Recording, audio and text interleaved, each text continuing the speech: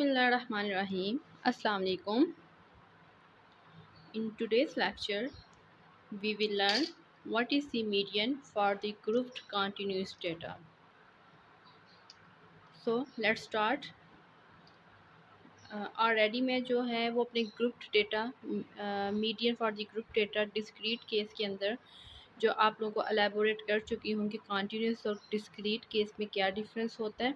तो हम यहाँ भी इसकी वर्किंग स्टार्ट करते हैं। इसमें जो आपके पास एक चीज़ आपने माइंड में रखनी है कि median for the grouped continuous data के अंदर जो है वो हमारे पास इवन या आर्ट केस का कोई जो है वो रोल नहीं होगा। ठीक है, इसको आप सेम वे से लेके चलेंगे। अब इसमें आप देखिएगा कि ये मेरे पास मैंने एक डेटा सेट लिया है जिसमें वेट गिवन था और ये उसकी आगे फ्रीक्वेंसी मेंशन है। तो हमें जो है वो इसकी वर्किंग कैसे करनी है, सबसे पहले मैं आपको इसका formula for the group data बताऊंगी और फिर उसके बाद जो है वो हम इसकी वर्किंग जो है उसको डिस्कस कर लेते हैं। सो स्टूडेंट्स, मैंने यहाँ पे median for the group data का फार्मूला मेंशन किया है। ये आपको विजिबल होगा। फार्मूला है हमारे पास L B plus H over F divided by N by two minus C. तो सो एल बी हमारे पास क्या होगी कि किसी भी डेटा की जो आप कह सकते हैं लोअर बाउंड्री। ठीक है, अब ये चीज़ माइंड में रखिएगा, यहाँ लोअर बाउंड्री की बात हो रही है, लोअर क्लास इंटरवल की बात नहीं हो रही। So make sure that your data set has the class boundaries. अगर नहीं है तो फिर हमें इसको क्लास बाउंड्री के अंदर चेंज करना पड़ेगा। Then next thing is age. Age यहाँ पे हमारे पास क्या होता है, जो हाइट। ठीक है, हाइट यानी कि डिफरेंस बिटवीन क्लास जो है वो अपर जो बाउंड्री होगी किसी भी ग्रुप की and the lower boundary of the any group, ये चीज़ हो गई। एफ आपके पास जो है वो हमारे पास क्या होगा, फ्रीक्वेंसी होगी किसी भी डेटा सेट की, यानी कि जो सिलेक्टेड ग्रुप होगा उसकी फ्रीक्वेंसी होगी। एफ़ आपके पास होगा किसी भी डेटा सेट की फ्रीक्वेंसी, यानी कि जो हमारे पास सिलेक्टेड ग्रुप होगा। और एन आपको पहले ही पता है कि एन हमारे पास क्या होता है, सम ऑफ फ्रीक्वेंसीज के इक्वल होता है जब हम ग्रुप डेटा की बात करते हैं। ठीक है, और सी को हम लेटर जब कम्युलेटिव फ्रीक्वेंसी बना लेंगे तो हम उसमें डिस्कस करते हैं, फिर अच्छे से आपको एलैबोरेट हो जाएगा। So let's start our working.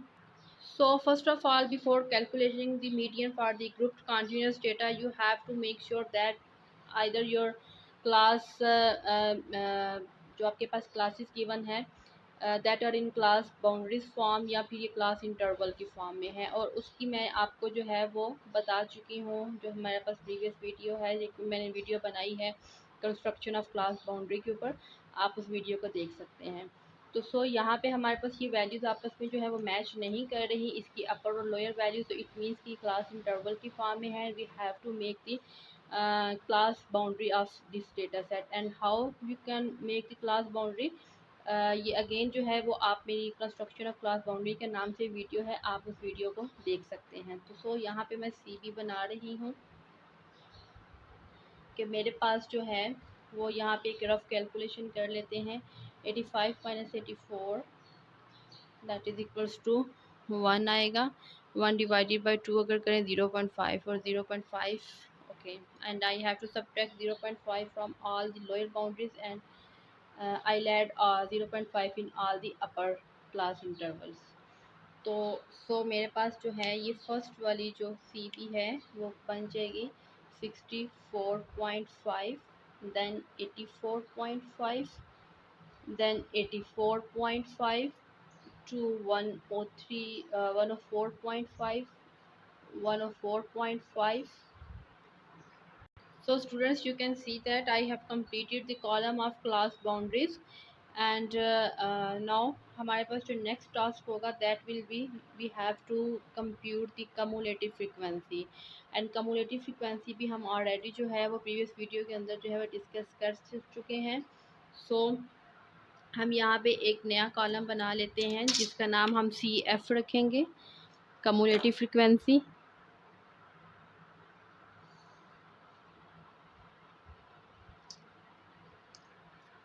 ये मैं इसका यहाँ पे नाम रख रही हूँ सी एफ के नाम से, यानी कि कम्युलेटिव फ्रीक्वेंसी के नाम से। And you know how you can make the cumulative frequencies.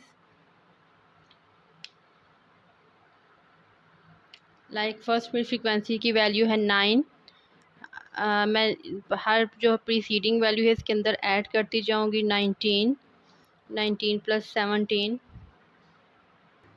So students, हमने CF का कॉलम भी कंप्लीट कर लिया है। एक तो मैं रिपीट कर रही हूँ कि आपने इसको कैसे करना है। 9 मेरे पास दी फर्स्ट फ्रिक्वेंसी की वैल्यू, तो वो मैंने एज इट इज़ लिखी। देन इस 10 के अंदर ये 9 ऐड कर देंगे तो 19।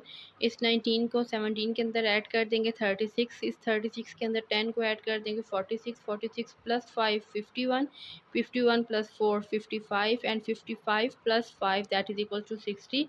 And you can see that the last value of CF that is equals to the sum of frequency. It means my CF words जो है वो मेरे पास ओके हैं। सो हमारे पास यहाँ तक जो रिक्वायरमेंट थी वो तो हो गई हैं। अब हम चलते हैं अगेन अपने फार्मूला की तरफ, और फार्मूला में आपने जो है वो क्या करना है। सो स्टूडेंट्स, यहाँ पे जो है मैं ऑलरेडी बता चुकी हूँ LB मीन्स लोअर बाउंड्री। लेकिन अब इसमें हो गया क्या कि लोअर बाउंड्री हमने कौन सी लेनी है, because I have many lower boundaries here. So first of all आप जो वर्किंग स्टार्ट करेंगे, you have to calculate the value of n/2। n आपके पास यहाँ पे क्या होगा, सम ऑफ फ्रिक्वेंसीज के इक्वल होगा, या इसको आप सम ऑफ f/2 भी लिख सकते हैं। सम ऑफ f यहाँ पे हमारे पास सम ऑफ फ्रिक्वेंसीज जो है ये मैं आपको बता चुकी हूँ कितना था, 60 के इक्वल। तो मैं यहाँ पे इसको पुट कर रही हूँ 60 डिवाइडेड बाई 2। इसको जब कट करेंगे तो I will get 30 as value of n/2। अब इस 30 को जाके I have to locate in this CF column, एंड जब मैं इसको लोकेट कर लूँगी तो आफ्टर लोकेटिंग दिस वैल्यू जो है वो मेरे पास बाकी जो सारी ये इंफॉर्मेशन है वो बाद में आएगी। इसको लोकेट करने का वे भी जो है वो हम डिस्क्रीट केस के अंदर डिस्कस कर चुके हैं, लेकिन अगेन से मैं एक दफ़ा एलेबोरेट कर रही हूँ। Like you will pick this value and you will compare 1 by 1 with the CF value, ठीक है। एंड जब आप कंपेयर करते जाओगे तो आपने किस तरीके से जो है वो वैल्यू पिक करनी है। जो वैल्यू इससे छोटी होगी उसको हम जो है वो डिस्कार्ड करते जाएंगे, जो वैल्यू इससे बड़ी हो जाएगी, सो जो हर इससे प्रीवियस छोटी वैल्यू होगी उसको आप डिस्कार्ड करते जाएंगे, और जो उसके वैल्यू 30 के इक्वल या से बड़ी आ जाएगी वो हमने फर्स्ट ग्रुप को सिलेक्ट कर देना। तो आप देख सकते हैं मैंने 9 और 19 को डिस्कार्ड कर दिया because they both are lower than और less than the 30th। Then 36 I have underline this whole जो हमारे पास है वैल्यू, इसको मैंने अंडरलाइन किया why because 36 is greater than 30th, ठीक है। तो सो अब ये मेरे पास ग्रुप अंडरलाइन हो गया। अब ये जो ग्रुप अंडरलाइन हुआ है, बाकी में इसकी जो लोअर बाउंड्री है और हाइट है, फ्रीक्वेंसी, वो सारी इस वाले जो है ना रो की वो यूटिलाइज करूँगी, या इस वाले जो हमारे पास सिलेक्टेड रो बनी है इसकी करूँगी। लेकिन जो सी होगा, सी आपके पास क्या होता है कि जो जो उसके ऊपर जो होती है ना अबव वैल्यू n/2 के, यानी कि जो सिलेक्टेड ग्रुप होता है उसकी जो वेरी अबव वैल्यू होती है वो सी हमारे पास होती है उस डेटा सेट की। तो मीन्स कि 36 मेरे पास सिलेक्ट हुआ है, 36 से वेरी अबव वैल्यू क्या है, 19। तो यहाँ पे इसमें सी की वैल्यू क्या होगी, 19। अब मीडियन में जस्ट हमारे पास ये होता है कि लाइक हमें जो है वो थोड़ी सी इन्फॉर्मेशन सही पिक करनी होती है। अगर वो इन्फॉर्मेशन हम सही पिक कर रहे हैं तो then it's not difficult to calculate the median for any group data.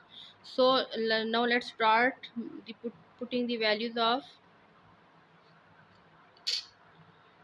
LB। selected group की LB क्या है, लोअर बाउंड्री मीन्स, ठीक है, 104.5 प्लस हाइट आपके पास मैं अगेन बता चुकी हूँ कि आपके पास difference between upper and lower जो बाउंड्री होगी किसी भी अपर एंड लोअर बाउंड्री में जो गैप होगा वो आएगा। तो यहाँ पे हम देख लेते हैं 124.5 और 104.5 इसमें क्या डिफरेंस आता है,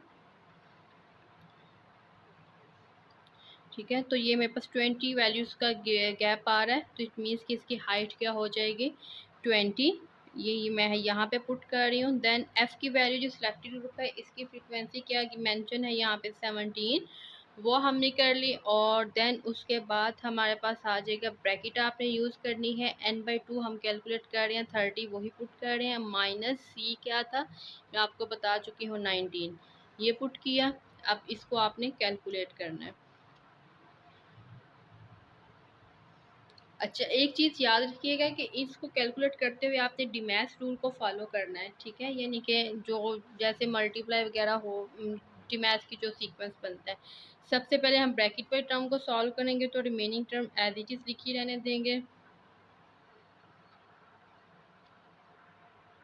अब हमारे पास जो है वो इसको माइनस करें थी 11 आ गया। अब आपने ये नहीं करना कि आप 104.5 प्लस ये 20/17 करें। आपने क्या करना है, पहले इस टर्म को सॉल्व करना है and after solving this term जो इसका आंसर आएगा उसके अंदर 104.5 ऐड करना है, ठीक है, डिमैथ के मुताबिक, क्योंकि डिमैथ में division, multiplication, addition and subtraction ये रूल होता है। तो so again I will write 104.5 as it is. तो ये 20 को 11 से मल्टीप्लाई करेंगे तो मेरे पास आ रहा है 220 और डिवाइडेड बाय 17। तो जब हम इन दोनों को डिवाइड करेंगे, let me make it visible for you people.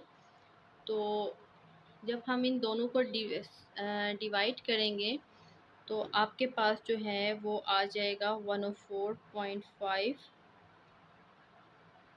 Plus 12.93, ठीक है। एंड अब इन दोनों नंबर्स को आप आपस में ऐड करेंगे। सो अब आपके पास ये जो है वो आंसर आ गया 117.43, ठीक है। तो मेक श्योर कि आपने कैलकुलेशन में ये मिस्टेक नहीं करनी कि आप पहले 104.5 कर प्लस जो है वो कैलकुलेटर के अंदर ये टर्म लिखें। आपने पहले इस टर्म को सॉल्व करना है और फिर उसके अंदर जो है ये चीज़ ऐड करनी है, ठीक है। एंड ये तो हमारे पास था median for the group data का बिल्कुल एक आसान सा वे था। और जो है वो अगर आप लोगों को कोई प्रॉब्लम हो you can ask in the comment box. And thank you so much for watching my videos and take care of yourself and अल्लाह हाफिज़।